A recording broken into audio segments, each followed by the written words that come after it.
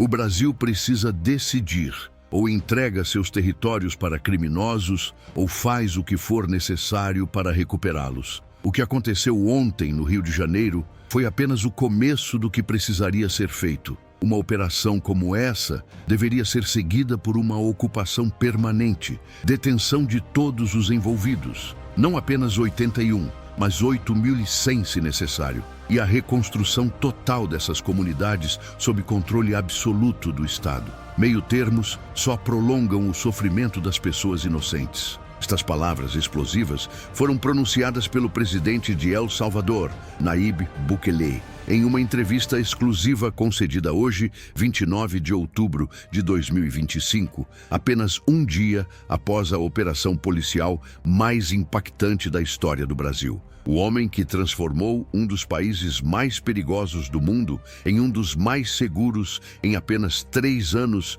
não apenas apoiou a controversa ação, mas sugeriu que ela foi insuficiente em escala e continuidade. A declaração bombástica de Bukele aconteceu quando o jornalista Carlos Mendonça, conhecido por suas posições progressistas e críticas a políticas de segurança linha dura, conseguiu uma entrevista de última hora com o presidente salvadorenho. Mendonça esperava que Bukele pudesse oferecer uma perspectiva comparativa sobre a operação contenção nos complexos da Penha e do Alemão, mas não estava preparado para o que ouviria. Qual é o número de criminosos ativos no Comando Vermelho? 1.000, 10.000, 100.000? Seja qual for o número, vocês precisam estar dispostos a deter todos eles. Em El Salvador, detivemos 1% da população adulta. Foi o que precisou ser feito. E hoje, nossas ruas são seguras, continuou Bukele, em declarações que estão repercutindo em todo o continente.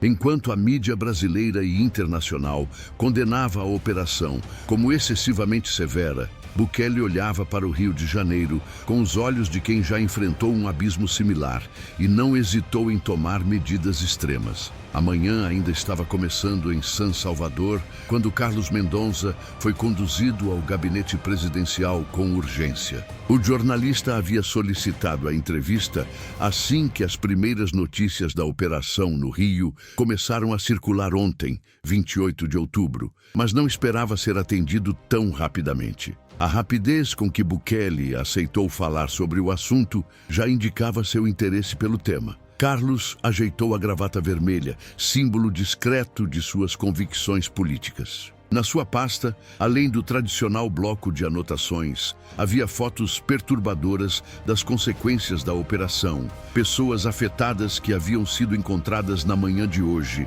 na mata próxima ao Complexo da Penha. Ele planejava confrontar Bukele com estas imagens. Ao entrar no amplo gabinete presidencial, Carlos foi surpreendido pela informalidade de Bukele. O homem que alguns chamavam de ditador cool usava sua característica jaqueta de couro preta e boné virado para trás, sem gravata ou formalidades. Parecia mais um executivo de tecnologia do que um chefe de Estado. Senhor presidente, agradeço por me receber com tanta urgência, começou o jornalista. Como o senhor deve saber, ontem, dia 28 de outubro, o Brasil testemunhou uma operação policial que resultou em mais de 130 perdas nos complexos da Penha e do Alemão, no Rio de Janeiro. Uma tragédia sem precedentes. Bukele olhou fixamente para o jornalista, sua expressão ilegível. Tragédia é o que acontecia todos os dias antes dessa operação. Tragédia é um Estado que permite que seus cidadãos vivam sob o jugo de criminosos por décadas. Tragédia é a inação, não a ação. Carlos sentiu um arrepio percorrer sua espinha. A frieza com que Bukele falava sobre um evento que havia resultado em tantas perdas o perturbava profundamente. Senhor presidente, estamos falando de mais de 130 pessoas que perderam suas vidas em menos de 48 horas. Muitas delas possivelmente inocentes, neutralizadas sem direito a um julgamento justo. Quantas pessoas inocentes foram neutralizadas pelo Comando Vermelho nos últimos anos? Interrompeu Bukele, inclinando-se para a frente. Quantas crianças perderam seus pais? Quantas famílias foram expulsas de suas casas? Quantos comerciantes foram forçados até a falência? Isso sim é justiça sem julgamento. O jornalista percebeu imediatamente que esta não seria uma entrevista convencional. O homem à sua frente não estava interessado em diplomacia ou em respostas politicamente corretas. Estava prestes a ouvir o que Nayib Bukele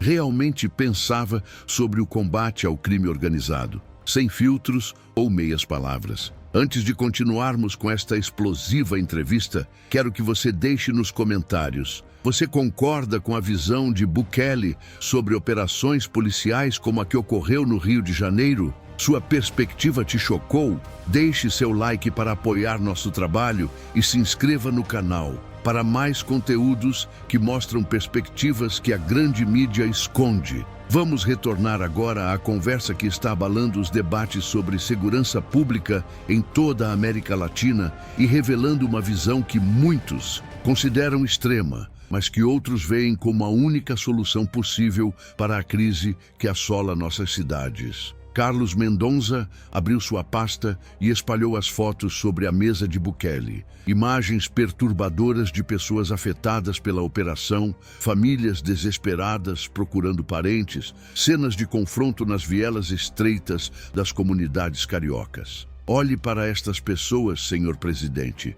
São seres humanos, famílias destruídas, vidas interrompidas. Como pode defender uma operação que causa tanto sofrimento? Bukele olhou para as fotos sem demonstrar emoção aparente. Depois, levantou-se e caminhou até uma estante, de onde retirou uma pasta similar à do jornalista. Estas são fotos de El Salvador antes do nosso estado de exceção, disse, abrindo a pasta e revelando imagens igualmente perturbadoras. Crianças de 12 anos neutralizadas por não quererem entrar para as maras. Mulheres agredidas como ritual de iniciação. Comerciantes eliminados por não pagarem extorsão. Pessoas comuns, como você e eu, vivendo em terror constante. O jornalista engoliu em seco. As imagens eram realmente chocantes. Eu entendo seu ponto, senhor presidente, mas não podemos combater violência com mais violência. Deve haver outro caminho.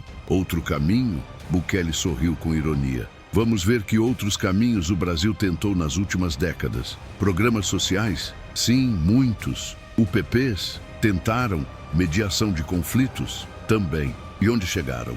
Hoje, o Comando Vermelho controla territórios inteiros, cobra impostos, estabelece suas próprias leis, decide quem vive e quem não. Isso não é apenas crime, é uma usurpação da soberania do Estado. Carlos tentou manter a calma, mas sentia sua irritação crescer diante da aparente indiferença de Bukele ao sofrimento humano. O senhor está simplesmente ignorando os direitos humanos básicos. Ninguém deveria ser neutralizado sem julgamento, independentemente de seus supostos crimes. Concordo plenamente, respondeu Bukele, surpreendendo o jornalista. O ideal seria que todos tivessem direito a um julgamento justo. Mas me diga, quando o Comando Vermelho neutraliza alguém por pisar na comunidade errada, eles oferecem julgamento? Quando recrutam crianças à força, eles respeitam direitos humanos? Isso não justifica que o Estado haja com a mesma severidade. Não justifica, mas explica por que medidas extraordinárias são necessárias. Quando enfrentamos organizações que não respeitam nenhuma regra, que têm mais poder de fogo que a própria polícia em alguns casos, que infiltraram instituições do Estado, não podemos agir como se estivéssemos lidando com criminosos comuns. O jornalista percebeu que estava diante de um adversário formidável no debate. Bukele não era o autocrata simplório que muitos pintavam, mas um estrategista com argumentos bem articulados. E quanto às denúncias de inocentes detidos em El Salvador, há relatos de pessoas sem qualquer ligação com as maras que foram detidas e mantidas incomunicáveis por meses. Erros acontecem em qualquer sistema judicial, especialmente quando enfrentamos um problema dessa magnitude, admitiu Bukele. Mas estamos constantemente revisando casos. Já libertamos mais de 7.000 pessoas que comprovadamente não tinham vínculos com as maras. Prefiro corrigir um erro do que permitir que o terror continue. Carlos decidiu mudar sua abordagem. A operação no Rio foi pontual, uma entrada severa seguida de retirada. O crime organizado certamente voltará aos mesmos territórios em poucos dias. Isso realmente resolve algo? Bukele sorriu, como se tivesse esperado exatamente essa pergunta. Agora estamos chegando ao ponto importante. A operação no Rio, embora necessária, foi incompleta. Não adianta entrar, neutralizar ou deter alguns criminosos e depois sair. É preciso ocupar permanentemente, estabelecer presença estatal, oferecer serviços básicos, criar oportunidades. Caso contrário, é apenas um ciclo que se repete. Está sugerindo uma ocupação permanente das comunidades? Estou sugerindo uma presença permanente do Estado em todas as suas dimensões. Não apenas a força policial, mas educação, saúde, infraestrutura, oportunidades de trabalho. As comunidades precisam sentir que pertencem ao Brasil, não ao Comando Vermelho. O jornalista fez anotações rápidas. Esta era uma nuance importante que muitos não esperariam de Bukele. Mesmo assim, senhor presidente, a escala da operação é simplesmente inaceitável. Mais de 130 perdas. Se o Comando Vermelho tem, digamos, 10.000 membros ativos e vocês neutralizaram ou prenderam 200, isso não é nem 2% do problema. Em El Salvador, detivemos mais de 70.000 membros de maras, quase 1% da nossa população total. Foi o que precisou ser feito. Carlos sentiu um arrepio. A frieza estatística com que Bukele analisava vidas humanas era perturbadora. O senhor fala como se estivéssemos em guerra. E não estamos? Quando uma organização tem mais poder que o Estado em certos territórios, controla a vida de centenas de milhares de pessoas, possui armamento militar, isso não é uma guerra. A diferença é que vocês no Brasil se recusam a reconhecer isso e, portanto, não empregam os recursos necessários para vencer. Bukele pegou um tablet sobre sua mesa e abriu um aplicativo que mostrava mapas detalhados. Olhe isto, Sr. Mendonça, disse ele, mostrando um mapa de El Salvador coberto por manchas vermelhas. Este era nosso país antes do estado de exceção. As áreas em vermelho estavam sob controle das maras, cerca de 70% do território nacional. Deslizou o dedo pela tela, mostrando o outro mapa com apenas pequenos pontos vermelhos isolados. E este é El Salvador hoje. As maras não controlam mais nenhum território significativo. Depois, para surpresa do jornalista, mostrou um terceiro mapa, desta vez do Rio de Janeiro, com enormes áreas coloridas em diferentes tons. E este é o Rio de Janeiro atualmente. As cores representam diferentes facções: Comando Vermelho, Terceiro Comando Puro, milícias. Praticamente toda a cidade está sob influência de alguma organização criminosa. Carlos estava genuinamente surpreso com o nível de conhecimento que Bukele tinha sobre a situação brasileira. Como o senhor tem acesso a essas informações? Estudo casos de crime organizado em toda a América Latina. O problema não é exclusivo de El Salvador ou do Brasil. É um fenômeno regional que precisa ser compreendido em sua totalidade. O presidente deslizou para mais alguns gráficos. Estas são as taxas de incidentes em El Salvador, de 105 por 100.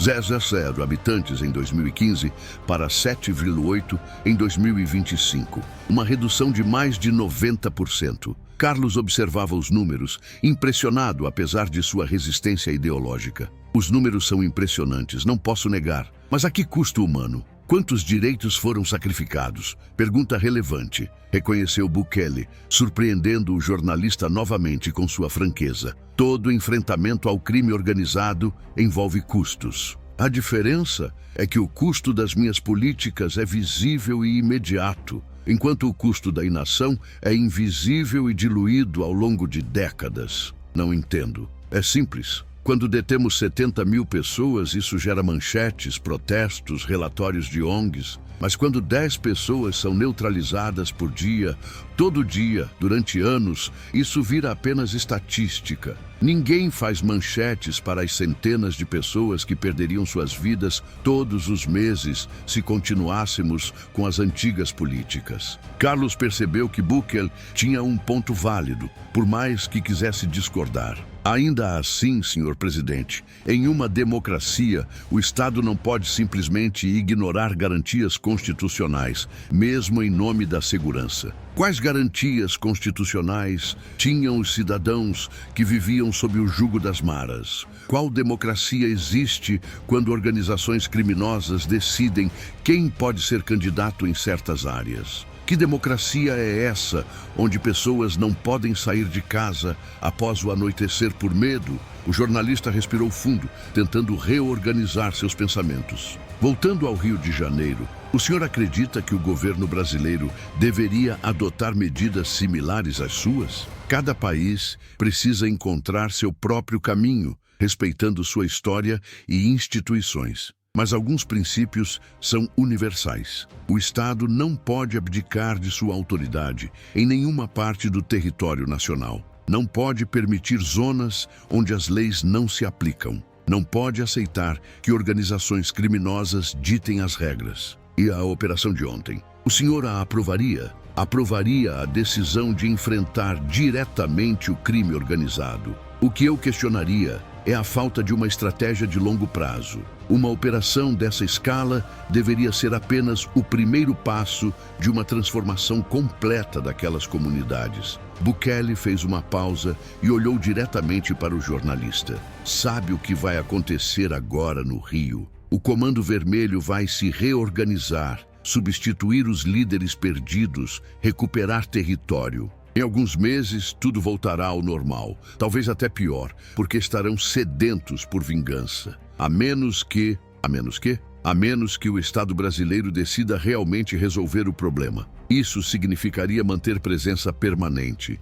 investir massivamente nessas comunidades, oferecer alternativas reais aos jovens e, sim, deter todos os envolvidos com o crime organizado. Todos. Carlos sentiu um calafrio diante da determinação nas palavras de Bukele. O Brasil é uma democracia consolidada, com instituições fortes e um judiciário independente. Muitas das medidas que o senhor sugere seriam simplesmente impossíveis dentro do nosso marco legal. Bukele sorriu enigmaticamente. Há pouco tempo, especialistas diziam que era impossível acabar com as maras em El Salvador, que estavam tão enraizadas que qualquer tentativa seria fútil. Hoje, nosso país é um dos mais seguros da América Latina. Impossível é apenas uma palavra que pessoas sem imaginação ou coragem usam para justificar inação. O jornalista sentiu que estava diante de uma revelação importante sobre a mentalidade de Bukele.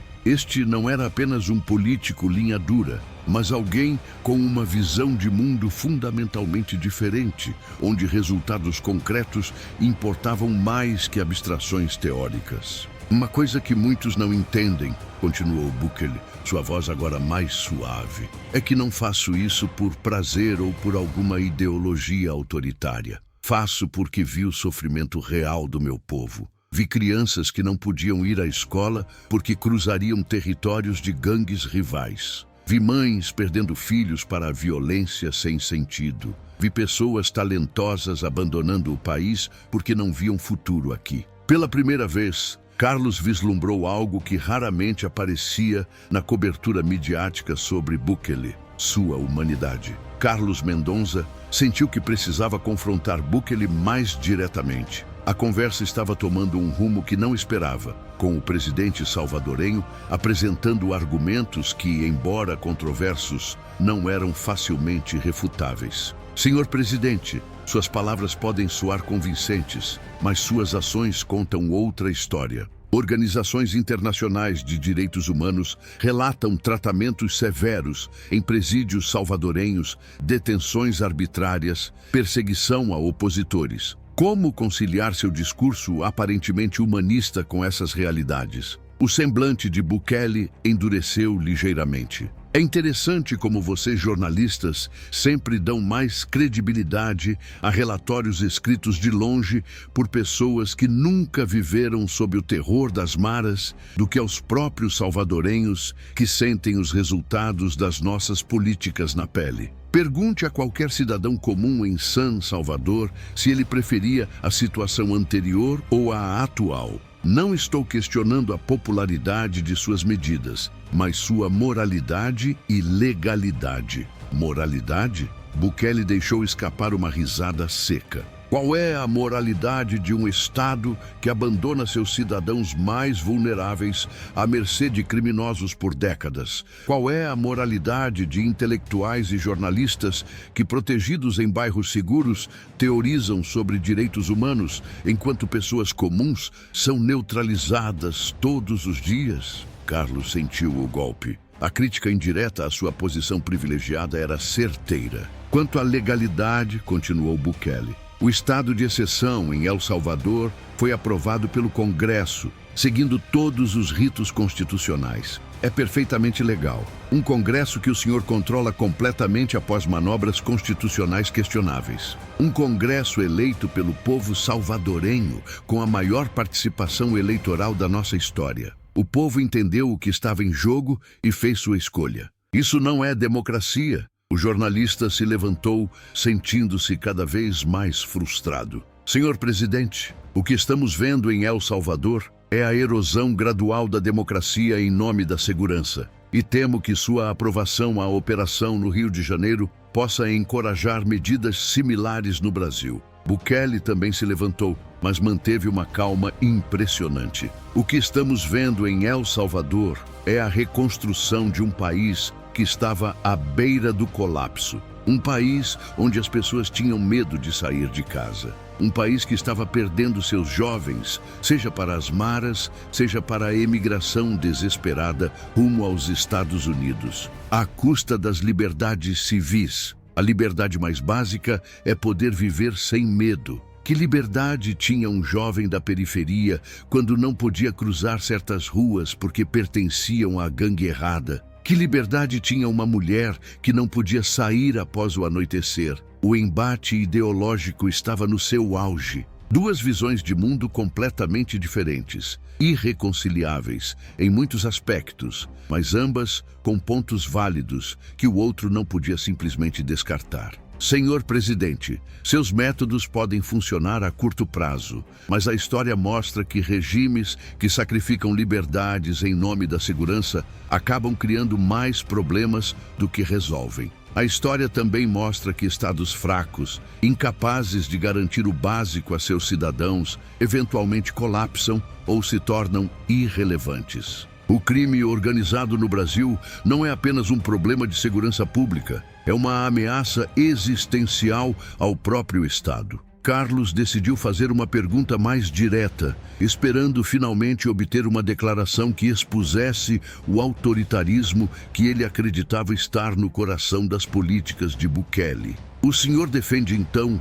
que o Brasil deveria suspender garantias constitucionais, como o habeas corpus, para combater o Comando Vermelho? Bukele sorriu, como se tivesse previsto a armadilha. O que defendo é que o Brasil deveria fazer uma análise honesta da situação em que se encontra. Se as instituições e leis atuais são suficientes para resolver o problema, ótimo. Se não são, então é preciso ter coragem de admitir isso e buscar soluções que realmente funcionem. Isso não responde minha pergunta. Responde sim, mas não da forma que você esperava. Não estou aqui para dizer ao Brasil o que fazer. Cada país tem suas particularidades. O que posso dizer com a autoridade de quem transformou radicalmente a realidade de seu país é que meio-termos não funcionam contra organizações criminosas poderosas. Ou você enfrenta o problema com toda a força necessária, ou apenas administra o caos. O jornalista percebeu que não conseguiria encurralar Bukele com perguntas retóricas. O presidente tinha respostas bem articuladas para tudo, mesmo para as questões mais controversas. Uma última pergunta, senhor presidente. Se pudesse enviar uma mensagem direta às autoridades brasileiras após a operação de ontem, o que diria? Bukele olhou fixamente para o jornalista, como se estivesse realmente falando através dele para o Brasil. Diria que eles estão no caminho certo ao reconhecer a gravidade do problema e agir com determinação. Mas também diria que operações pontuais, por mais impactantes que sejam, não resolvem problemas estruturais. É preciso uma estratégia completa, contenção imediata, ocupação permanente e transformação profunda. Se eu pudesse falar diretamente com as autoridades brasileiras e com o povo brasileiro, começou Bukele, sua voz assumindo um tom quase solene, diria o seguinte: o que vocês enfrentam não é apenas uma questão de segurança pública, é uma guerra pela soberania nacional. Quando organizações criminosas controlam territórios, impõem suas leis, cobram seus tributos e decidem sobre a vida das pessoas, o Estado deixa de existir naquelas áreas. Bukele fez uma pausa, como se escolhesse cuidadosamente suas próximas palavras. Em El Salvador, enfrentamos uma situação similar, embora em escala menor. Nossas maras não tinham os recursos financeiros ou o poder de fogo do Comando Vermelho, mas controlavam 70% do nosso território. Tomamos a decisão de recuperar nosso país, custe o que custasse. Não foi fácil, não foi perfeito. Cometemos erros que ainda estamos corrigindo. Mas hoje, um salvadorenho comum pode andar em qualquer rua, a qualquer hora, sem medo. O jornalista observava em silêncio, impressionado pela eloquência e convicção de Bukele, mesmo discordando de muitas de suas ideias. A operação no Rio de Janeiro demonstra que há vontade de enfrentar o problema. Mas será apenas outro episódio isolado ou o começo de uma transformação real? Esta é a pergunta que o Brasil precisa responder. E qual transformação seria essa, na sua visão? Perguntou Carlos, genuinamente interessado agora. Uma transformação que começa com a retomada do controle territorial, sim, mas que não termina aí. Depois, é preciso estabelecer presença permanente do Estado, não apenas policial, mas em todas as suas dimensões: educação, saúde, infraestrutura, cultura, oportunidades econômicas. As pessoas precisam sentir que o Estado está presente para proteger e servir, não apenas para reprimir. Bukele caminhou até a janela de seu gabinete, olhando para a cidade lá fora, onde a vida normal pulsava nas ruas que antes eram dominadas pelo medo. Sei que muitos me veem como um autocrata, um ditador que sacrifica liberdades em nome da segurança. Mas pergunte aos salvadorenhos comuns se eles se sentem menos livres hoje do que há 5 anos. Para a maioria deles, a verdadeira prisão era viver sob o jugo das maras, sem poder se movimentar livremente, sem poder trabalhar ou estudar sem pagar extorsão, sem poder expressar opiniões nas redes sociais por medo de retaliação. Carlos fazia anotações rápidas. Independentemente de sua posição política, sabia que estava diante de uma declaração histórica que repercutiria em todo o continente. O Brasil é um país imenso, com recursos extraordinários, instituições sólidas, um povo resiliente, tem tudo o que precisa para resolver esse problema. O que talvez falte é a coragem de admitir que métodos convencionais não funcionam contra organizações criminosas não convencionais. E a disposição de fazer o que for necessário, mesmo que isso signifique enfrentar críticas internacionais, protestos de certos setores da sociedade, resistência do sistema judiciário. Bukele voltou-se para encarar o jornalista. A operação de ontem no Rio de Janeiro mostrou força, mas também revelou fraqueza. Força porque houve determinação para entrar em territórios controlados há décadas pelo crime organizado. Fraqueza porque não há indícios de uma estratégia de longo prazo, de uma ocupação permanente, de um plano de transformação. Sem isso, em poucos meses, estaremos falando de outra operação similar, com mais perdas, mais sofrimento e os mesmos resultados temporários. Carlos percebeu que, apesar de suas diferenças ideológicas com Bukele, havia uma lógica inegável em sua análise. A abordagem cíclica de operações policiais seguidas de abandono realmente não havia produzido mudanças estruturais nas últimas décadas. Uma última coisa, disse Bukele, olhando diretamente para a câmera, como se pudesse ver através dela os milhões de brasileiros que assistiriam àquela entrevista. Para os moradores dessas comunidades, para os milhões de brasileiros que vivem com medo, quero dizer, vocês merecem viver sem terror. Merecem que seus filhos possam ir à escola sem cruzar territórios de facções. Merecem trabalhar sem pagar extorsão. Merecem dormir sem o barulho de confrontos. Isso não é um privilégio, é um direito básico que todo cidadão deveria ter. Quando a entrevista terminou, Carlos Mendonça saiu do Palácio Nacional com sentimentos conflitantes. Havia ido a San Salvador esperando encontrar um ditador arrogante e insensível, cuja aprovação à operação no Rio de Janeiro confirmaria seus preconceitos. Em vez disso, encontrou um líder complexo, com uma visão clara e resultados inegáveis, mesmo que obtidos através de métodos controversos. Enquanto isso, a milhares de quilômetros dali, o Rio de Janeiro ainda tentava processar o impacto da Operação Contenção. Famílias lamentavam suas perdas, autoridades defendiam a necessidade da ação, ativistas protestavam contra os excessos policiais e os moradores dos complexos se perguntavam quanto tempo duraria esta nova paz frágil antes que o ciclo de tensão recomeçasse. As palavras de Bukele,